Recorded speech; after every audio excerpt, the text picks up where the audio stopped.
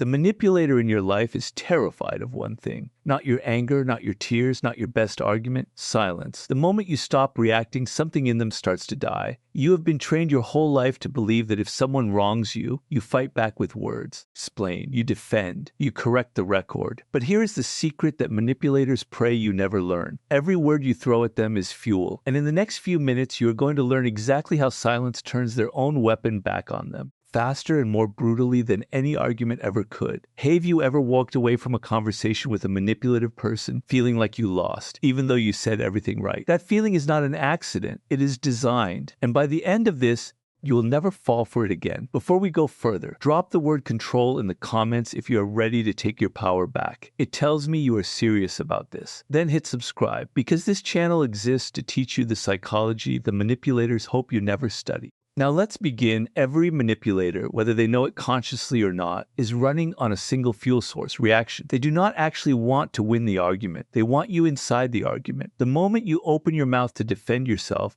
you have already given them what they came for. This is the part almost nobody understands, because we are taught that silence is weakness and words are strength. In the world of manipulation, it is the exact opposite. Think about the last time someone twisted your words, accused you of something you did not do, or baited you into a fight over nothing. What did you do? You explained yourself. You raised your voice. You listed the facts. And somehow, no matter how right you were, the conversation spiraled further away from the truth. That is because you were never in a conversation. You were in a trap, and the trap was built entirely out of your own responses. Manipulators are architects of reaction. They study your triggers the way a locksmith studies a lock. A sharp comment here, a guilt trip there, a twisted memory of an event that never happened quite the way they describe it. Each one is a pick, testing for the tumbler that clicks. And when it clicks, when you finally snap and say the thing you will regret, they smile on the inside, not because they proved a point, because they proved control. This is why arguing with a manipulative person almost never works, no matter how airtight your logic is. You are bringing facts to a fight that was never about facts. It was about dominance. And dominance is measured in one currency only, your emotional response.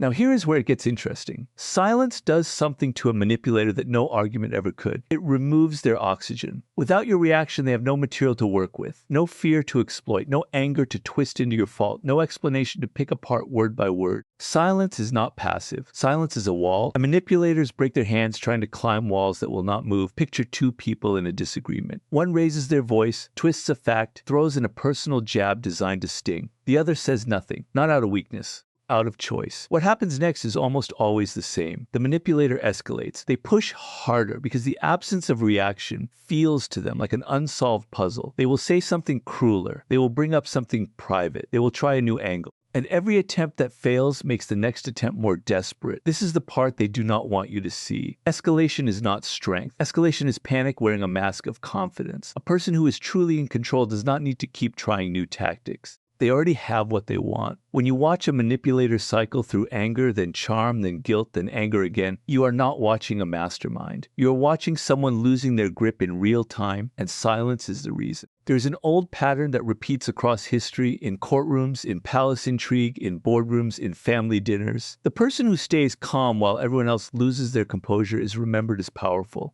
Not because they were smarter, because they controlled the one thing that mattered, their own reaction. Meanwhile, the person who could not stop talking, who needed the last word, who explained themselves into a corner, is remembered as desperate, even when they were technically right. Manipulators understand something about human psychology that most people never bother to learn. Words can be edited, twisted, and repeated back to you in a shape you never intended. But silence cannot be quoted. There is nothing to misinterpret when you say nothing. This is why cornered manipulators become obsessed with getting you to speak. They will ask leading questions. They will accuse you of being cold, of not caring, of running away. They will call your silence weakness because they need you to believe that, so you will abandon it and hand them material again. Do not fall for this. When a manipulator calls your silence weak, that is confirmation it is working. A tactic that truly failed would not need to be insulted. It would simply be ignored. The fact that they cannot ignore your silence tells you everything about how much power it holds over them. Let's talk about why this happens on a deeper level, because understanding the mechanism is what will make this stick with you long after this video ends. Manipulative behavior is built on a foundation of image management. The manipulator needs to see themselves and be seen by others in a certain light. Powerful, right, in control. Every manipulation tactic exists to protect that image. Guilt tripping protects the image of the victim. Gaslighting protects the image of the truth teller. Aggression protects the image of the one who cannot be challenged. When you argue back, you are unknowingly participating in their image management. Even your disagreement gives them a role to play. The wronged party, the misunderstood one,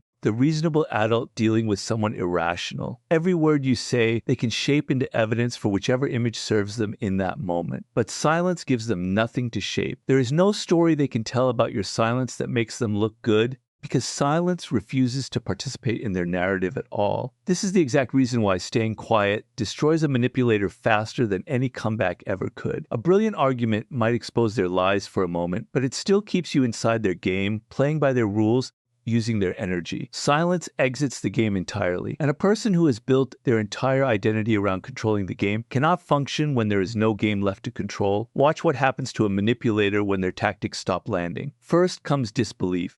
They repeat themselves louder, sharper, certain that if they just say it the right way, you will crack. Then comes irritation, because on some level they sense the ground shifting beneath them. Then, if you hold steady long enough, something remarkable happens. They start to reveal themselves. Without your reaction to hide behind, their own behavior becomes the only thing left in the room. The mask that was designed to provoke a response starts to slip, because there is no response left to provoke. This is the moment people describe when they say a manipulator finally showed their true colors. It was never a coincidence. It was a direct result of silence removing every tool the manipulator had. Words can be weaponized in 100 directions. Silence can only be weaponized in one direction, back at the person who cannot handle it. There is a particular kind of manipulator who thrives on confusion. They say one thing today and deny it tomorrow. They plant doubt about your memory, your perception, your sanity. Arguing with this type is especially dangerous because every fact you bring up becomes another thread for them to pull and tangle. They do not need to win the argument. They only need to make the argument last long enough that exhaustion sets in and you start doubting yourself. Silence starves this tactic completely. Without your participation, there is no confusion to create because confusion requires two people exchanging conflicting realities. One person in a wall of silence produces nothing but an echo of their own words, and eventually,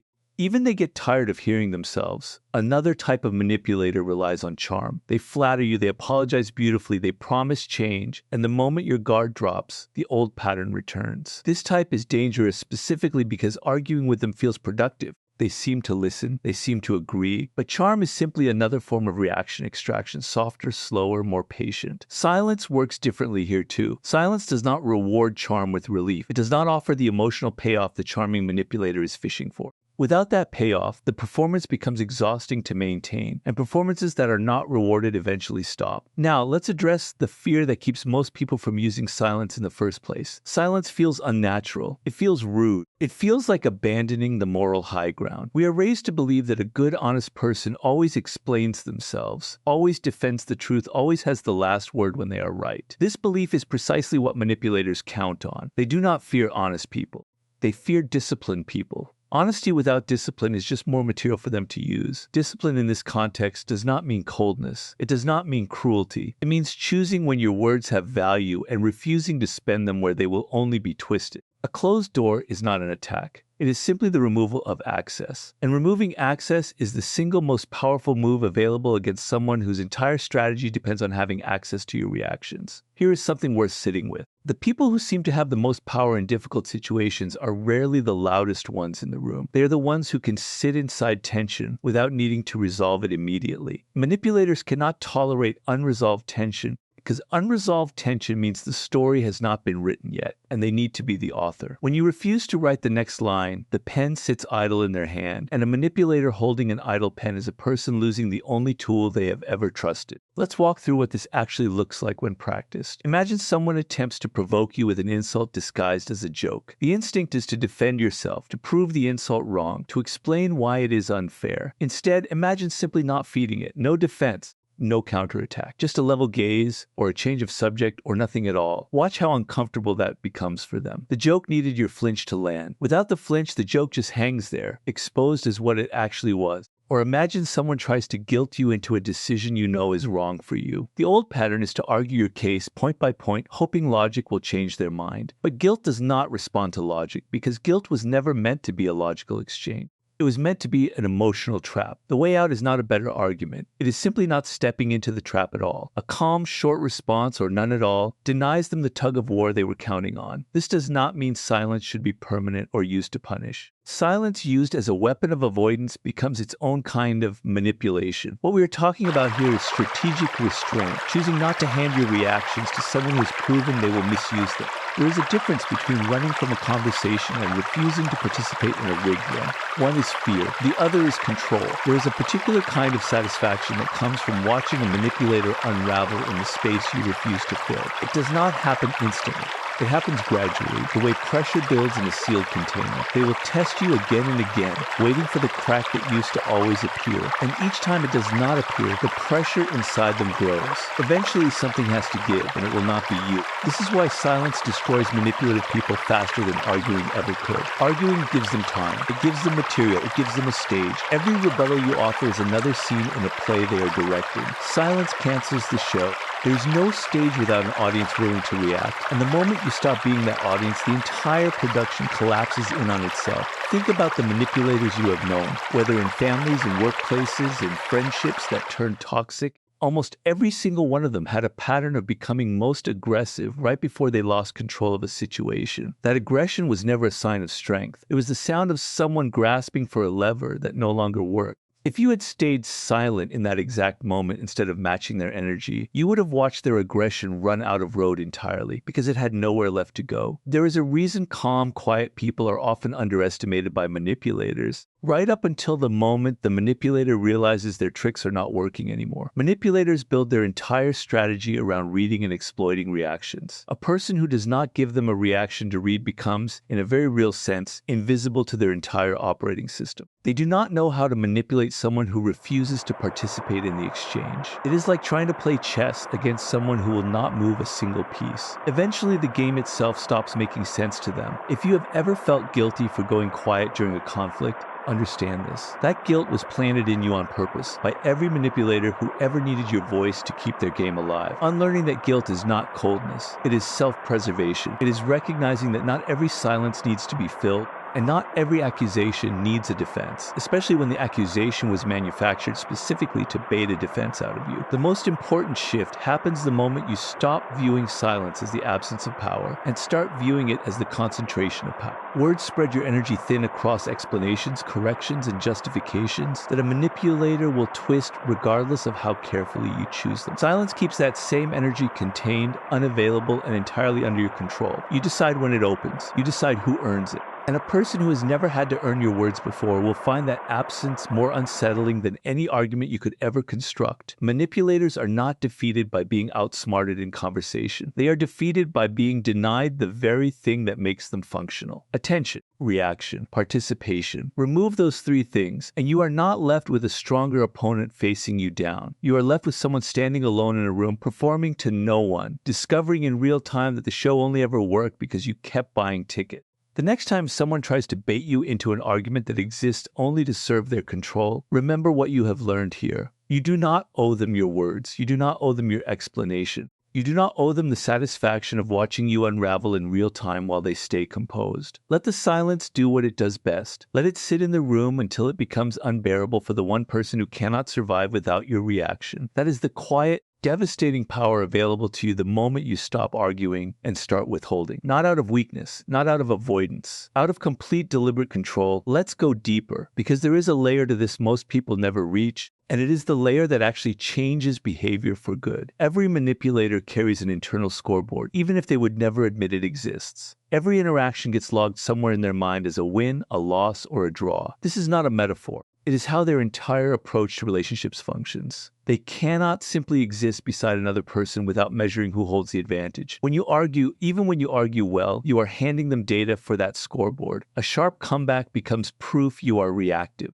A defensive explanation becomes proof you are hiding something. A raised voice becomes proof you are unstable. It does not matter how justified your response is. The scoreboard only cares that a response exists. Silence breaks the scoreboard entirely. There is no way to log a win against someone who refuses to play. You cannot claim victory over stillness. You cannot spin an absence of reaction into evidence of your own superiority, no matter how badly you want to. This is precisely why manipulators grow so agitated by quiet. It is not that silence hurts them directly. It is that silence denies them the one thing their entire self-image depends on, a scoreboard that keeps proving they are winning. Consider how differently people respond under pressure. A person operating from genuine confidence does not need constant proof of dominance. They can sit through disagreement, insult, even outright provocation without needing the last word because their sense of self was never built on winning small exchanges. A manipulator is the opposite. Their entire structure depends on those small exchanges because underneath the performance is usually something fragile, something that needs constant reinforcement. This is the part they hide most carefully, and it is the part silence exposes fastest.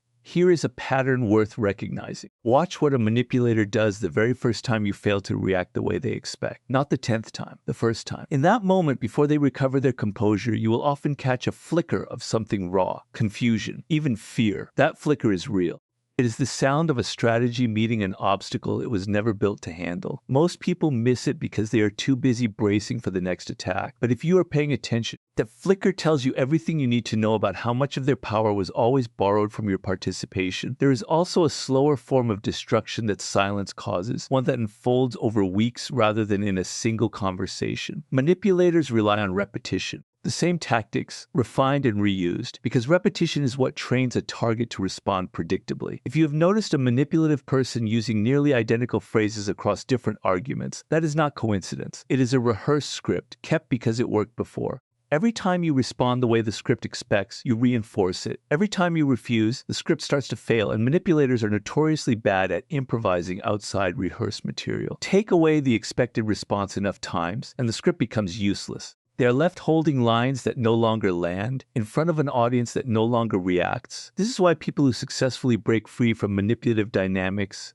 often describe the same turning point. Not a dramatic confrontation, a quiet decision to stop supplying material. Stop explaining. Stop performing the emotions that used to keep the cycle turning. Almost universally, they describe the same shift that follows. Escalation first, exactly as we discussed, followed by a strange collapse, where the manipulator either disappears or drops the act altogether, because the act was never sustainable without an audience. It is worth naming something honestly here. Choosing silence over argument is not easy. It goes against instinct. It goes against everything you have been taught about standing up for yourself. There will be moments where staying quiet feels unbearable, where every part of you wants to correct the lie, defend the truth, or simply be heard. That discomfort is normal. It does not mean silence is the wrong choice. It means you are unlearning a reflex that manipulators have spent a long time training into you. One useful way to think about it is this. Every time you feel the urge to explain yourself to someone who has already decided not to listen fairly, ask a simple question first. Who does my reaction actually serve in this moment? If the honest answer is that your reaction only serves their need for control, that is your signal to withhold it. Save your words for people who can actually hear them, who engage in good faith, who do not need your explanations twisted into ammunition. That is where your voice belongs, not wasted on an audience that only ever wanted your voice as raw material. There is a kind of strength that never announces itself. It does not need applause. It does not need to be recognized in the moment it happens. It simply holds steady while everything around it tries to provoke a reaction, and it wins slowly, without ever raising its voice. That is the strength available to you the next time someone tries to pull you into a fight that was never really about the argument at all. It was always about control, and control cannot survive in a room where no one is willing to hand it over. The people who master this do not become cold or unfeeling. If anything, they become more selective, more deliberate, more aware of exactly where their energy goes. They stop mistaking reaction for strength and start recognizing restraint for what it actually is, the quiet ability to choose in a moment designed to strip choice away from them. So the next time a manipulative person tries to bait you, remember what is actually happening beneath the surface. They are not testing your intelligence. They are testing your discipline. And discipline, unlike a clever comeback, cannot be argued against, twisted, or turned back on you. It simply stands there unmoved until the person testing it runs out of ways to shake it. That is why silence destroys manipulative people faster than arguing ever will. Arguing gives them a stage, a script, and an audience. Silence takes all three away at once and leaves them standing alone with nothing but their own behavior reflected back at them, with nowhere left to hide it. If this shifted something in you, comment the word control below so I know this landed, and subscribe for more of this. There is far more to uncover about how power actually moves between people, and most of it has nothing to do with who talks the loudest.